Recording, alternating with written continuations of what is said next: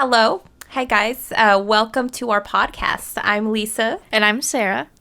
And we are two sisters who love old films, and we love watching old films and sharing our thoughts on old films with you guys. Today, we are going to talk about a very famous film called Notorious from 1946. Notorious! Notorious! Notorious! She was a notorious woman of many desires.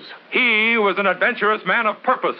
Their secret love swept them on to the brink of disaster. This is a very strange love affair.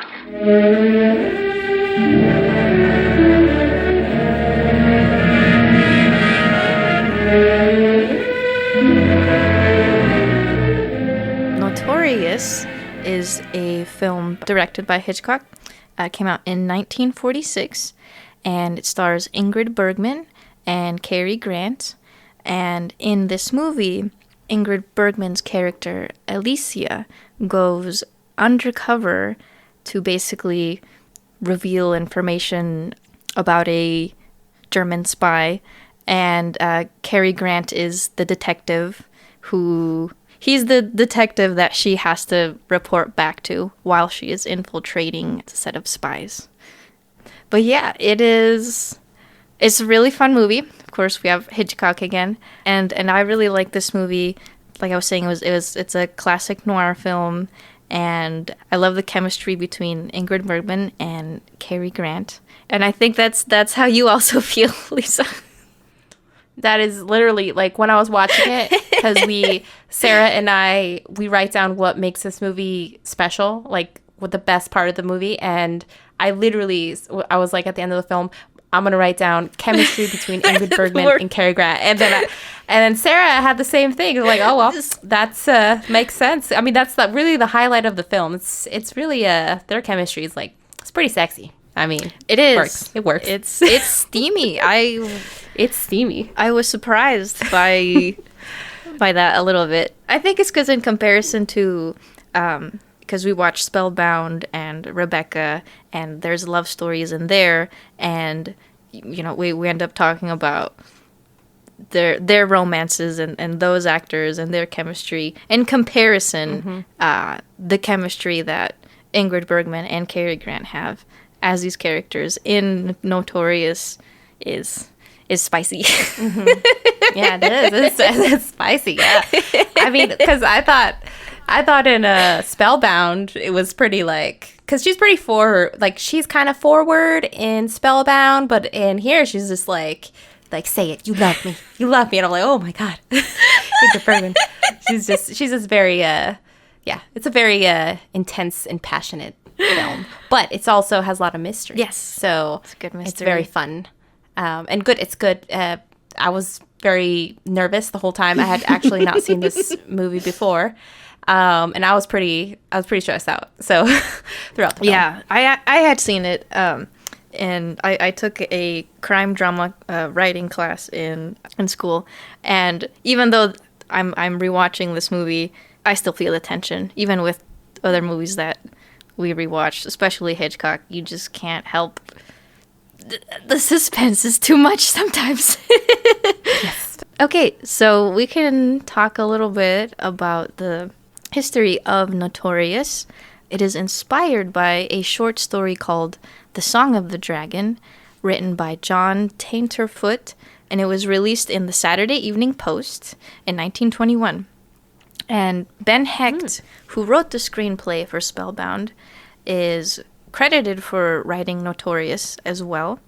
And the plot point about the uranium, which we'll talk about further on in the podcast, this plot point was added into Notorious after Hitchcock heard about atomic bomb testing in New Mexico that was supposedly going to happen.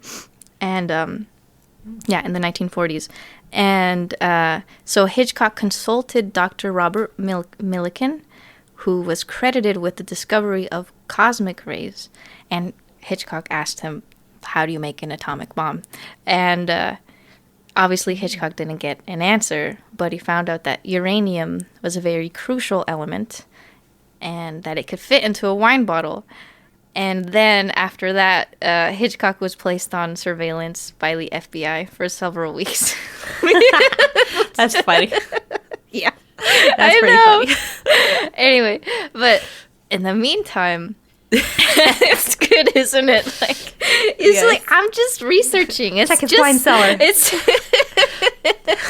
so, yeah, we've been covering Rebecca, Spellbound, and now Notorious because these are all films that were collaborations with Hitchcock and Selznick, but during the production, or while they were going into production for Notorious, Selznick was actually really busy producing Duel in the Sun, which released in 1946. So Selznick ended up selling the entire production of Notorious to the studio RKO, along with half of the net profits. And so because of that, now Hitchcock gets to become the producer of this movie, Notorious, instead of Selznick. And this is the first time that Hitchcock is producing an American film and also directing it at the same time. He's free from... Huh? It's completely free creative-wise. Yeah. Because he's in charge. Yeah, So, exactly. Yeah. I think that's something... I'm sure that's something that he wanted a lot. You know, the feeling of having, like, a big producer, especially someone like David O. Selznick, who's, like, this big perfectionist. And, yeah, for him to also be producing is great for him.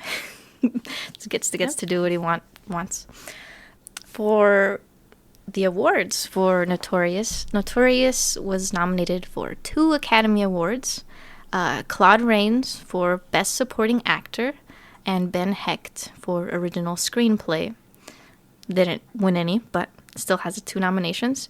And it is ranked number 38 currently in the list of AFI's 100 most thrilling movies ever. Ooh. So if that is not convincing enough, I don't know what is. I don't know what is, yeah. I feel like thrillers are just a very... I feel like everyone likes thrillers, no? For the most part? Yeah, it's like... it's universal, I feel. It reminds me of horror movies where you just... Everyone relates to it. Horror movies? Did you say horror? Yeah, Not quite horror. Yeah, horror. Well, because like they both give you the feeling of like that rush or that adrenaline. Horror is more, it scares you more, but like a thriller can also be scary, especially psychological thrillers. But no, I just think it's super easy to get someone to relate to and understand that feeling of fear or suspense or Anyway, I think with thrillers, everyone likes a little adrenaline. You know? Everyone, so, even if it's a little smidge, they're just like, ooh, I got that rush. Yeah. All right, let's dive into this movie. Okay. So this movie, in the beginning of the movie, you are introduced to the 2 main characters, Alicia and Devlin. So Alicia is Ingrid Bergman and Devlin is Cary Grant.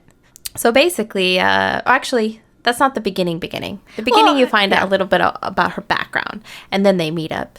But, basically, Alicia is the daughter of this very famous guy that's conspiring against the U.S., and he went to jail, and she's kind of like a rich girl that just kind of is having fun, and she doesn't care about what happened to her dad. She just wants to, like, forget all about it and just have a great time, have a great life. And then she meets Cary Grant.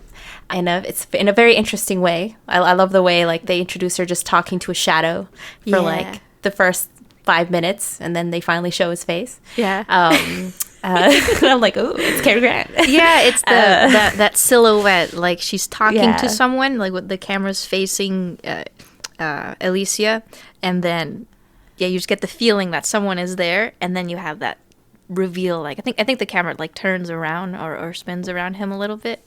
That's really cool. That's a great entrance for him. Yeah, I mean, like, even though I know what's going to be revealed, it's very interesting. Like, I still feel kind of like, you know, like, it still feels mysterious. And I feel like in Hitchcock's films, like, I kind of know what's behind it, like, behind the door or in the shadow, and, but it's just the suspense. So I guess it's just a small thing, like, him just showing the the silhouette of this man, but he decides to do it anyways. Like, he puts it everywhere. So anyways, the tone is set, and you're like, oh, like what's gonna happen now? She meets this guy, and then she gets drunk. She gets very drunk, and I was like, oh, Ingrid Bergman, because she's always this nice girl. It's like super. She's like being this drunk and driving, and then she jumps in the car, and I'm like, what? I'm like, I don't. And he goes I think along that's pretty with scandalous. it. Yeah, it is. That's very, pretty scandalous. Yeah. I don't think I've seen a movie where people are drunk and driving. Like I think that was very new for me to see something that illegal, like in the 40s. I was really surprised by that too. I forgot that kind of happened in the movie, and I couldn't help thinking about the Hays Code and how they're very strict on a lot of stuff of like, don't show things that are immoral, because we have a responsibility, right, on for audiences, and yet you can show drunk driving. Like, Yeah, I mean, how'd they get away with like, that? I guess at the time, like, Was it a big deal? no, there's like, I don't know when seatbelts were introduced into cars, like maybe the 60s or something, like more popular. But I mean, if you put that into consider that, I don't know. That was a lot though. But I feel like that's very Hitchcock though, of having the scandal, having something scary like that, and it makes you feel like you don't know what's happening, what's going to happen. Yeah. Yeah. Yeah, I love Ingrid, well, Alicia's introduction, played by Ingrid Bergman, and Cary Grant's as well. But I love in the beginning she's wearing that really cool striped shirt. Well, I mean, obviously it looks black and white because black and white movie, but it's very shiny. It's like looks like you could wear it now. She just looks really cool in that shirt or blouse. And I'm always shocked. And then she was showing her tummy too. I was surprised. Yeah, that's the first one. That's why he covers her tummy. Right. Okay, because it didn't handkerchief. Didn't look like it. Yeah, I remember the handkerchief. Okay, that makes sense. Because that was a pretty sexy scene. Like, yeah. Oh, in case you get cold. And I'm like, oh.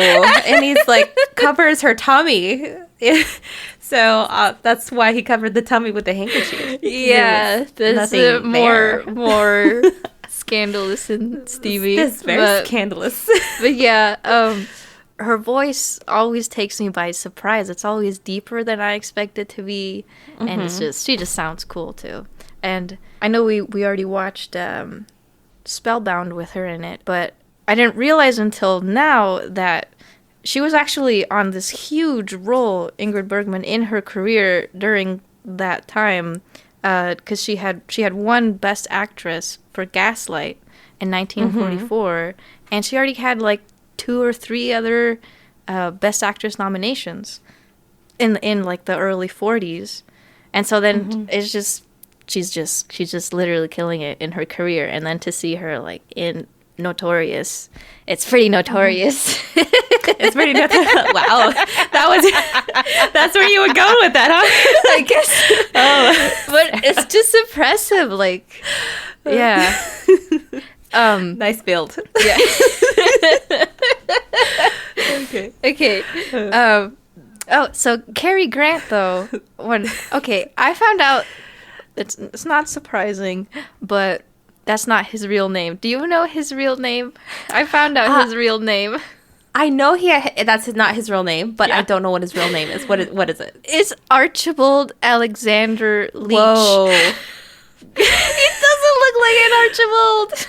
That is so sad. No wonder he changed his name. No, It's a horrible name. I feel bad saying that too.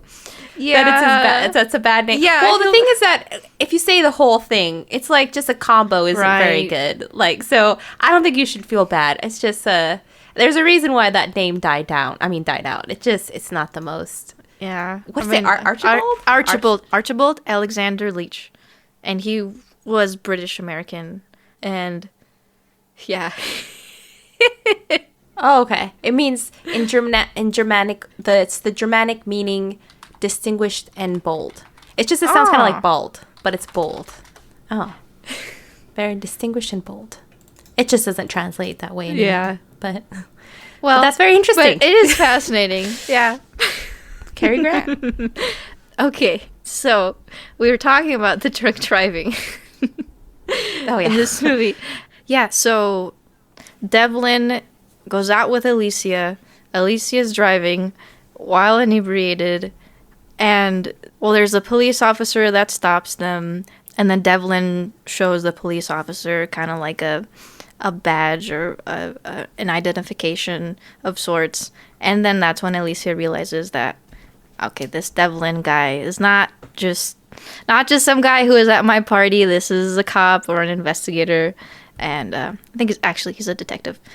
But so basically, then they kind of get into a fight in the car. And I felt horrible that, like, he punches her. Oh, yeah. He punched her. Well, she was... Yeah. That was pretty bad. Yeah, he does that. He slaps her, but you don't see it on the screen. It doesn't matter. It's still insinuating. It's just as bad. It's just as bad. But, so, yeah, that's a pretty bad part of the whole movie. I think that's the worst part.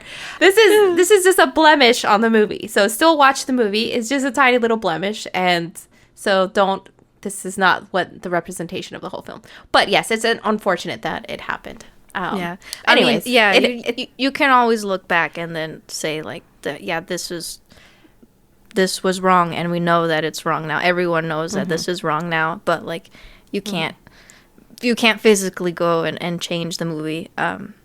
Anyway, it was still shocking. It was shocking. It's shocking to us because we know that it's wrong. Yeah. But I think in the film, the point of showing that, because usually when they show a guy do that, is it's a part of their kind of a sexual tension relationship thing where they're like angry at each other, then they love each other. It's messed up. It is. I'm pretty sure that's where this is going, because they're aggressive and like, I hate you, you know, that kind of I hate you and then I love you. So they're in that I hate you stage. But then he tells her why he wanted to meet her in the first place, which is so that he wanted to ask her to come to Rio. I was gonna say Brazil, Argentina. yeah. Brazil. Yeah. To Rio, Brazil. And that they had an assignment that they needed someone to do some sort of spy work. He didn't know at this point, doesn't know what, but they need to help her or help the, I don't know, is it the CIA or I'm not sure. But anyways, they need to help find out what this guy is doing, this German guy that was, or actually they don't even know if it's a guy yet, do they? They know that there's an assembly of them in Rio, right? Yeah. And they want her to come. And so then they both go to Rio. Yeah. And very quickly they make up. And they make up very, after the aggressiveness, they make up. They make up. And I don't even know at what point they make up. Is it like immediately when they get off the plane? Well, yeah. So they're on the plane. They're kind of chatting, and then they go out to a couple of like restaurants, or they have little scenes around in Rio. Yeah. They fall in love pretty quickly, and very early on we have the scene where that they're staying at this hotel, and Alicia and Devlin are all steamy, and they're very they're hugging each other, and they give a lot of kisses just like walking throughout the kind of the hotel room, right, while they're having a conversation and talking about the infiltration and also each other and their relationship. And it's very well, I bring it up because it's fascinating with film history, because of the Hays Code again, and how basically you couldn't show excessive or lustful kissing, so kisses that last a really long time. But because they're giving each other just like these little pecks, then they get away with it, and they're talking at the same time. And no, it's just fascinating how it's like they did a workaround. They worked the Hays around Code it, and by making it still steamy, but not technically didn't break any of the rules. And then by doing that, I feel like they also made it even more steamy than as if they would have just been like full on making out the whole time. Or just showing a sex scene, right? This is more scandalous for the time or whatever. But anyway, all of that contributes to one of the reasons why we love this movie is that that chemistry that they have going on. The two main actors is pretty great. That's pretty good, yeah. And it turns into forbidden love very quickly, which is what everyone likes. So it's storyline for. And the reason for the forbidden love is that they find out what they want her, Alicia, to do is spy on a guy that used to like her, that because he was, I think, her father's friend, and he was interested in her romantically before, and so they wanted her to get friendly with him. Of course, Devlin, Cary Grant, he is not happy with this, and he says, are you going to do it? And all Alicia wants is for him to say, no, I love you, don't do it. But he doesn't. And I don't know why, but these two, the whole time, it's like they don't want to admit that they love each other, yet they make it obvious that they love each other. And so I'm not sure what the game is. I'm not going to lie, but it makes it sexy. But I'm just like, just say it. Like, why is it so complicated? Anyways, so because he won't say it, he won't say the dirty word. Then she's like, fine. I'll do the love word. Yeah, it's kind of like they both want the same thing. Yeah, so it's just kind of like, all right, guys. Well, all right, yeah. I guess I'll go through with the infiltration and stuff because you can't decide. I don't know. Maybe that's what they're into. I don't know. They really like playing the hard to get kind of. Yeah. That's basically hard to get on both ends throughout the whole movie. Yeah. So then we meet Sebastian, who is working for the Germans, and Sebastian is played by Claude Rains. And I what was I gonna say? I forgot now. You were gonna say Claude Rains is awesome. Oh yes, Claude Rains is awesome. Yes, that's awesome. I love Claude Rains. Yeah. Just gonna say it. I've always liked him. I first saw him in the Phantom of the Opera, the old one. And I saw him in The Invisible Man. I think he got hired for his voice because he had an awesome voice. And The Invisible Man, that's all you have, like, because it's invisible. Right. I always remember him in Mr. Skeffington, which I know we'll get to just because of that character. I love that character so much. But the character in Mr. Skeffington is so different from the character that he's playing here in Notorious. I know. It's a lot more hard to see him as a bad guy. As a bad guy, yeah. You be a bad guy, Claude Rains. Go ahead. Be bad. It's a lot more similar to the role he has in Casablanca. That came out in 1942. And this movie is 46. And so while I was rewatching Notorious, preparing for this podcast, I was just thinking to myself, oh no, is he being like typecast at the time as like, why does he make such a good like German, or not German? He's German in Notorious, but in Casablanca he's French. But still, he's like the bad guy in both of those. In Mr. Skeffington, he's Jewish, so I mean it balances. I mean it's not bad all the time. I mean, it balances out. I mean, he's on every front. I mean, he's a... Oh, no. And then, wait. I just... Oh, that's so sad now that I think about it. Because then, like... Yeah, because then he's on the other side of the war in Mr. Skeffington. And it's so sad. I know. He's everywhere. Okay, well done. So, no typecast. But I couldn't help thinking of both of those movies when he plays both of those roles.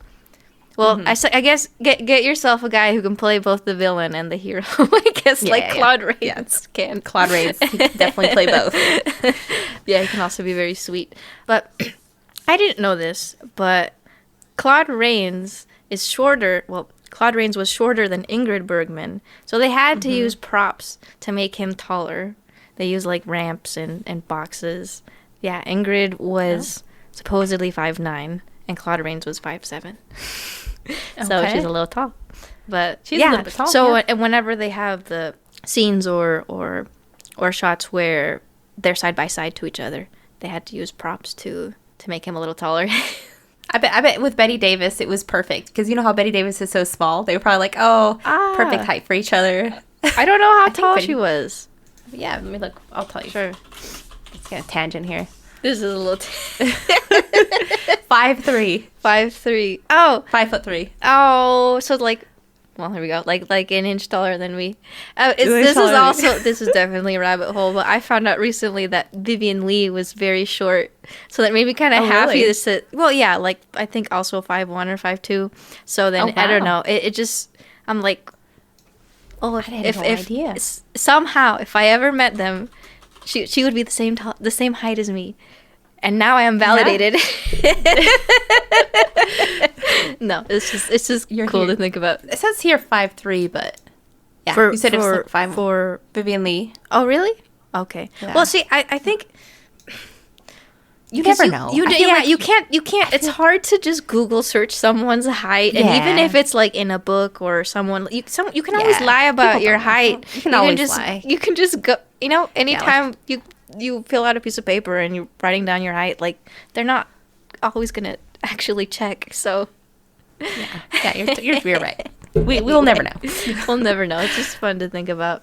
Okay, so we've met Sebastian. Alicia is officially infiltrating, and she's having her first dinner with Sebastian and all of his friends who are all in on this together, and they're all spies for Nazi Germany. But so she's there, she's infiltrated, and this is where you start having for me, these were some of the first kind of scary shots, because you have Alicia meeting each of these men, and they're all like presenting themselves to the camera, and you get these close-ups, and because she's trying to memorize these men, memorize their names and what they look like so she can report back to Devlin. But you as a viewer watching, you just see like, okay, here comes one man, she shakes hands with him, and they're just looking kind of straight at the camera. It just made me feel pretty uneasy. I was like, here we go, it's starting. On any spy situations, I'm always like, oh, they're gonna catch you. Oh yeah. Ooh. And then this guy freaks out at the dinner party. And I'm just like, what? Because I had to actually rewind. He sees, because I myself was confused. I was like, what is he freaking out about? He just randomly freaks out about when he sees a wine bottle. And you're just like, because, I mean, obviously the character Alicia is also like, what is going on? Like, why is such a weird thing to like look at a wine bottle and then get super nervous? Later we find out that this wine bottle has, what did it have, Sarah? You know, It has uranium. It has uranium That's in like it. one. That's one of the big reveals towards the end. Well, not towards the end, but like that's That's what it had, because we're like, what's up with these wine bottles? So they have to figure out later on what's in there. But once it's revealed, I thought back about this guy like that freaked out at the bottle, and I'm like, why did he freak out? Like, why do you think? Why do you think? I'm asking you, Sarah. You're asking me. Okay. So this guy, he is in on this. Like they all know, because that is the big reveal later, that they are smuggling uranium, which is an ingredient for it, a atomic bomb. But he's freaking out. I assume he's freaking out because they're having dinner, and he sees these bottles of wine, and he's probably like, "No, it's here!" Like, or because I feel like that are they making wine there as well? Because later when they uncover that there's uranium in them, like there are empty bottles there in the wine cellar, and like labels and like. Anyway, I assume he's just freaking out because it's like, why do you have this one out here? Like this type of wine, like, not another brand or something. That's what I would assume. Okay. Well, that or maybe just nerves. He's just a nervous is that not guy. a satisfying enough answer for you? Yeah, that is a good answer. Yeah. He's just a nervous guy. My guess is he's probably the newest guy in this. Yeah, in this that's bunch, actually 'cause that would that's like. it. He would give it I away. like your answer. He's the new guy. He's not used to being smooth and being a spy, or he's not a spy. He's not used to like covering up his illegal actions. So okay. So anyways, this guy freaks out, and it confuses confuses the audience, confuses me, confuses Alicia. And it's like, oh, what's going on with this wine bottle? So of course she goes and she reports something's up. And also, right after that, and this all happens very quickly, Sebastian wants her to get very serious. Like, how many days? Like, maybe the third day in? Yeah. Or maybe it feels like the third. It's It feels like quick. the third day in. Because she keeps seeing that she's kind of talking with Cary Grant, with Devlin, on the side. And so he wants to lock her down. I think that's... It all happens very, very It does. quickly, and because I wasn't expecting. It was like, oh, infiltration dinner. Oh my God, they're at the race track. She's getting married. Of course, she again is kind of asked Devlin, like, you want to say something? You want about me doing this? You want to say anything? And nope, he doesn't want to say he loves her or anything. He just is like, go ahead, do what you got to do or whatever. So she. Go Go ahead. Go for it. I'm just convinced that I mean, hearing, because we watched the movie, but then hearing us talk about it or to describe what happens, like, I'm convinced now this is just what they're into. This is what he's into. He likes the I can't have you. Yeah. He likes the chase. Yeah. So he makes it difficult for himself. He's like, no, I can't have you. My work comes first. But then the bad part is that he blames her though a little bit of like, I know. How could you do this? How could you infiltrate? And then she's like, what do you mean? I thought this is what you wanted. I thought you didn't want me. And it's very it's just a lot of playing. I feel like it is. Yeah, I think it's a personal choice. I think that they could have solved this very easily and could have run away. They ran away happily ever after in the beginning, but they choose to create that sexy tension going on. I think they like all of that. They like it all. I think they like it.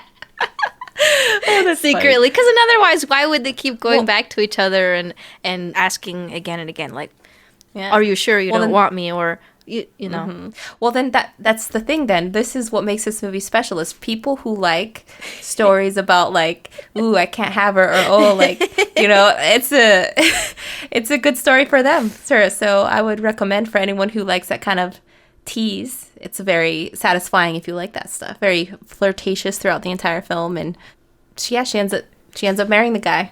She does. She marries Sebastian. Well, you were mentioning we were talking about the wine bottle, and then that becomes one of the first objects or things that Hitchcock emphasizes in this movie, because he loves using things and making them mysterious and using them as an insight to character and just creating suspense with them, right? So we have the wine bottle. And then at the racetrack, we have the binoculars. I really like the binoculars, and I think that there's like the reflection on them when Alicia is using them. That's really cool. And as the movie progresses, we get even more objects. So it goes wine bottle, the binoculars, and she's moved into this new house now with Sebastian. Very big, beautiful house. And I think it's so funny that she keeps bothering the butler, or I would say the butler, and saying, this room's not big enough for my clothes. This room this isn't big enough either. Not this one, not this one. Like she's pretty much just like scoping out the whole place until he finally says, I don't have the key for that she's like, door. Only Sebastian does. And then boom. So she picks up a lead. Okay, so then she holds the party because it's a key to the wine cellar. And yes. Yeah, I'm my brain is trailing off just thinking about first the way the keyhole is framed, and then the way the keys themselves are framed when Sebastian puts them on the dresser. And then here comes Alicia. She's slowly going to grab them while Sebastian is getting ready for the party.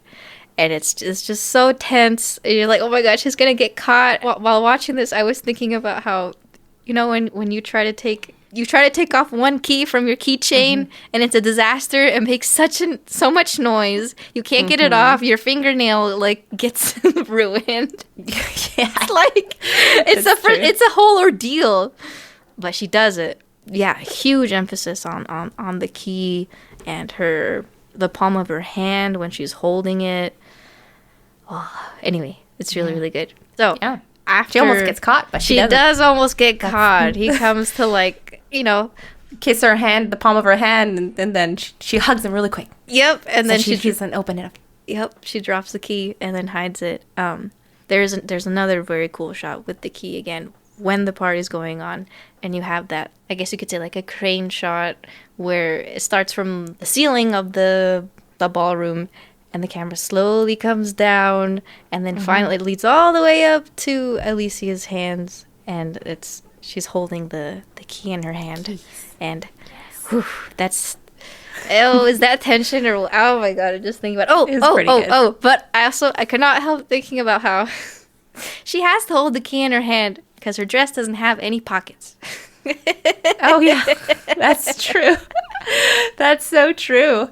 She should have thought about that one, man. No, I mean dresses then and dresses now don't have pockets. That's true. Just don't. I guess if it was a high fashion dress, why would it have a pocket in it? Yeah, that wouldn't make any sense. Well, Oh, we missed when we were watching Spellbound. I forgot to mention there was a Hitchcock cameo. Do you remember me mentioning it? Oh. No, right? No, I don't remember there was that. a cameo of him. It was when... Okay, now I'm talking about another movie now. But basically, it's Hitchcock coming out of an elevator. That's him in Spellbound from that hotel. Oh. But anyway, that's really fun. I didn't know. But I'm mentioning that now because I another love cameo? Hitchcock's cameo in... What'd you say? I didn't. He has a cameo also in this one. Yeah, I love Oh, Hitchcock. I didn't even know. Oh my god, I love his cameo in Notorious. It's him. He just drinks a glass of champagne and then walks off. That's it. Like right before when they're introducing once again the objects, right when they're about to introduce the whole like, oh, how many champagne bottles are left, so we can go down to the cellar, or he's gonna go down there. He's gonna know that I have the key. Right when they're introducing that very suspenseful plot point, you have Hitchcock just slam some champagne and walk off screen. Oh, I didn't notice that. Yeah. So we're at the party. We're at the party. We're at the party that she's hosting, and she has the keys in her hands. Go ahead, Sarah. Oh, go Tell ahead. us what happens. Okay. She's got the key. Okay, she's got the key. They're watching the champagne bottles one by one. They are disappearing because, the whole... Devlin is also at the party, and Devlin has pointed out that Sebastian's probably going to notice at some point that the key is missing because they're going to probably run out of alcohol for the party. So we're watching the champagne bottles one by one by one. It's very intense. Mm-hmm. And Alicia and Devlin go down to the wine cellar, and then that's where they find out that there is uranium inside of the wine bottles because they accidentally break one. And shortly after, Sebastian comes down because they're running out of champagne at the party. And in order to not get caught, Alicia and Devlin start kissing again to throw Sebastian off scent so he doesn't think that they're doing something else down there. Instead, it just makes Sebastian very jealous and very upset. Yeah. And he still figures it out. Devlin is kissing Alicia, and Alicia's like, he just kissed me, and it's nothing. And he's like, Devlin apologizes and leaves. But yeah, I mean, I would be like very angry. I know. He keeps it cool. He keeps it cool, even though he's very upset. But yeah, Sebastian does figure it out. And it makes me so sad when actually, the way he figures it out is he's suspicious, and then he leaves his keys out on his desk to see what will happen. And a couple hours later, he notices the key has reappeared on his keychain, and he knows it's her. And my heart just breaks when he finds out. It's just so sad. He's so disappointed. He's so like, I really loved her. She's a spy. Oh, I feel so bad for him. I think you feel bad because one, it's Claude Rains. Because it's And Claude Rains. two, I feel bad. yeah, the way that he found out is kind of like the whole like, okay, I'm gonna test and see. Like, he doesn't believe it, so he's not gonna confront. He doesn't want to. Yeah, he's just not gonna confront Alicia. So yeah, he doesn't want it to be the truth, but he leaves the keychain out there just to see if it'll happen, and she does put it back. That was after the night of the party. But yeah, it was pretty sad. But what they do to her is obviously, I mean, he's the bad guy, so I mean. Oh yeah, I guess very quickly you stop feeling bad. Yeah, because right afterwards, him and his mom, who's very close to in the film, they decide together that the best way to get rid of her is to poison her, because if his friends find out that he married a spy, they would probably kill him, or they know that they'd kill him. So they're like, let's just quietly get rid of her and put poison in her tea. So yeah, that's the classic tea. The mom's idea. Which we hadn't talked about her, but she is also a really cool character, as in you feel you just feel a little scared of her the same way that Alicia does. Yeah. The mom is always there in the background. That's what it is. Watching. She is suspicious kind of from the get-go, while Sebastian is kind and like, you know, a little naive, I guess you could say. And then the mom is very critical of anyone who is not within their group, doesn't trust So she's probably pretty satisfied when she finds out. Yeah, she literally says, "I She's knew probably it." I knew it. She was like, "I knew it." Like, she said of course, something I'm always like, right. "Yeah." She said something like, "I knew it, but I didn't know it." She says a line like that. Does she say that? Kind of funny. Huh? Okay. Yeah, she does. She says like, Okay. "I was going to tell you but I knew it." She's, you know what I'm saying, when people are a little contradicting like that. She pulls one of those lines. It's very much just the aha. But regardless, it doesn't take away from any of her menacing plans, and she's still very scary. But all right, so now that they know Alicia is, I guess you could say, an American spy, right? Now that they know, they're going to poison her because they can't just, it has to look natural, can't raise suspicion. And so they start poisoning her with the tea that they give her throughout the day. And I mentioned this in the Rebecca episode. Hitchcock likes to use actual large props or props that are different sizes to create that effect of, just to make it very dramatic, to make the teacup even scarier. And I keep wanting to say, and it's pretty notorious. Yeah. Because it is. Because, yeah, you're watching the movie, and you're like, "Why? I'm scared of a cup. I'm scared of the teacup. She keeps drinking from it." And the way he frames it, and the way, yeah. Yeah, I mean, the teacup is definitely I feel like I've seen various films where, I mean, it's a more British thing. You have tea all the time, but ones where you poison someone for some reason. And I'm trying to compare, and I definitely think this is the most dramatic teacup poisoning movie. I think, what was it? It was a new one too. There was a new one with Tom Hiddleston. Yeah. Crimson Peak. Crimson It's like Peak. a ghost story. So like she also slowly gets poisoned. Yeah. Well, I like the movie, so I was like, oh, like Crimson Peak, but yeah, this one is a little bit more dramatic. That whole scene when she actually finds out like that they're poisoning her, definitely is just that scene, that room where she finds out they're poisoning her. Her eyes are starting to get blurry and she just sees shadows, and she's gonna pass out. Oh no, it's from Notorious, Sarah. Wait a second. I was thinking about the other. Okay, never mind. Okay, wait. I didn't want to say it. The scene where Alicia does find out the truth. That's what you were talking about, right? When she finally finds out. Honestly, that's a really good scene. And yeah, it's a really good scene. I mean, and any scene where you have like where you're getting poisoned, they always have the shadow and the fuzziness happen. But when you're losing consciousness. When you're losing consciousness. And exactly. It's like, because she's there in the room, and yeah, she has nowhere to escape, essentially. So, and as soon as she realizes she's getting poisoned, it's really, really good scene. Really dramatic. Yeah. Sorry, I thought for a second, you were still talking about Crimson Peak.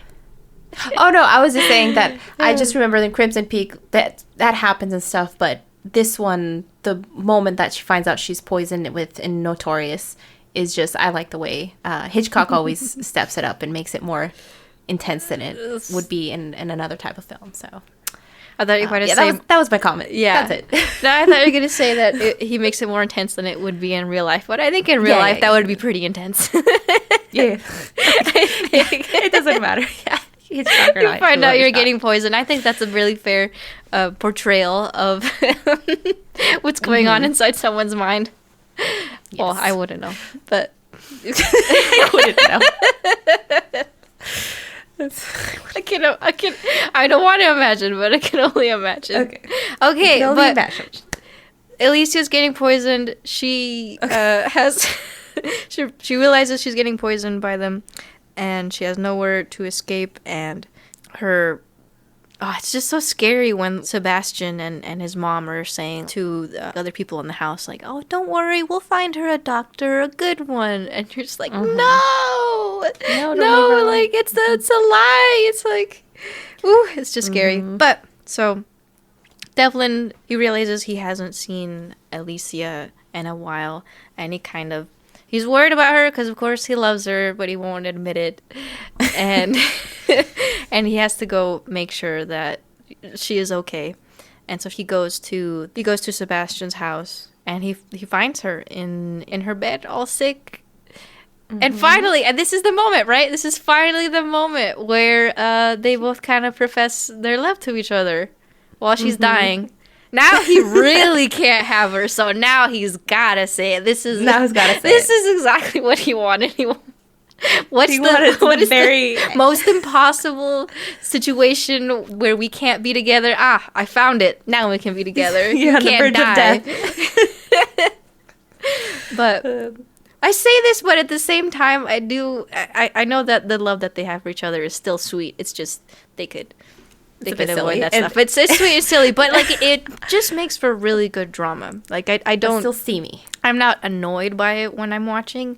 I do enjoy the tension a lot. But so here we are. Finally, they say I love you, and Devlin's gonna get her out. And once again, this scene in Notorious is very notorious. That's the last one. Sarah. That's the last one. The last one. Are you sure? One. Just because you would imagine, right? Like when you have these movies where here's the good guy, he's trying to escape, and the bad guy's like at the door or in his way. And usually what happens is like there's this big fight or face off or something, right? But in the case of this movie, that doesn't happen. It can't happen because the villain Sebastian can't let the other men around him know that he married an American spy, right? So he can't make a big scene. There can't be this big confrontation. So as Devlin is taking Alicia out, he's literally just walking her out down the stairs, carrying her or helping her. And yeah, he's helping. Oh my! I lost my train of thought. Did you want to say something about it? Because you have the walking out. Yeah, that scene, like you said, like normally you'd have the big confrontation where the bad guy and the good guy, but that's what makes this final scene so awkward in the sense of like this can't happen because basically you have Sebastian and his friends are there witnessing this situation, and if their friends find out that there's a spy, their wife was a spy, and then the other spy is coming out to save her and walking her down the stairs. If that all comes out, then Sebastian is dead. So Sebastian has to keep quiet, and it's really awkward seeing the fear and tension when Devlin's like, well, go ahead, tell them. As they're walking, go ahead and tell them who I am. And he's like, I'm not afraid to die. And like, he's obviously afraid to die. It is like, so it's like, he's very scared, and he keeps his mouth shut, and he finally says, okay, yeah, I'm just taking my wife to the hospital. Like, yeah, nothing's happening here. It's all good. And he just walks out with them, acting like he's going to go into the car with them. And then they just shut the door on Sebastian, and Sebastian can't, they just leave him there. And for Sebastian to explain like why this guy randomly took his wife out into the hospital, and Sebastian didn't join. So all that fear, it's just very tense with Sebastian. You know Sebastian's going to die because you know he's not going to be able to explain it. And that's why it's like when he walks back in to the house after they've left him hanging there. Yeah, it's very, like he's trying to be tough, but he's just very scared. I think it's a real, like it's good acting. It's a real moment. Like, it is. It usually like, you have the big talk, whatever. Like, I'm not afraid, but like, I like those scenes where it comes down to like you're gonna die and then like you completely change or you're totally scared, because I think it's very realistic. But that's basically how it ends, the movie. Yeah. Where just fear, complete fear, walking back into the door and closing the door and knowing that you're gonna die. So that's Sebastian's fate. It's really really dark. That's how it ends. It's a dark ending. It's a really good ending, just to kind of, because you think in your mind, you're like, well, how is Alicia going to escape? How is she going to get out of this? And then the answer ends up being that they just walk out the door together. And yet walking out the door together is made so intense. Hitchcock makes it very intense and scary and fearful. And so then, good guys get away. Bad guy is tricked and It's it. It's over for him. His fate is. So I just think, it's interesting. He ends it on that tone, not Yeah. like, they escaped. Yeah. We're so happy for them. No, it's not really a happy ending because so you still don't get quite that satisfaction, happy ending. You still get that like uncomfortable mystery, kind of like with Rebecca too. And I would say Spellbound. How did Spellbound end? Did it end super the final happy? shot. The final What was image. the final? It was. Oh, that was not a happy shot either. Wasn't the wasn't the shooting the gun? Oh yeah, well, how could we forget? Yeah. Like that's like the worst. Well, that's a pretty bad one. That's a pretty bad one. So all these endings are not ending very comfortable. Yeah, I didn't even So think about that, because then that's a really good point that you're making, because I still have that feeling that like, oh yeah, good did win in the end, but then it does leave you on the. Yeah, it leaves you hanging on the negative note, like a scary... Like so scary, yeah. So... before we end, I wanted to mention some of my favorite quotes from this movie. I wrote them down. Oh yeah, I have one too. Oh, you do? Okay, great. Okay, so we're gonna read off some good quotes from this movie. Let's see if maybe we both wrote down a similar one. Oh, I only have one. You only have one? Okay, so here's the first one. This is, Alicia says this one. So Ingrid Bergman says this. I'm sorry you all have to go. It has been a perfectly hideous party. In the beginning of the movie when she's throwing that party. All right. We have, there's nothing like a love song to give you a good laugh. Alicia at the party says that one. And then lastly, well, we know who said this one. I'm just a fat-headed guy full of pain. It's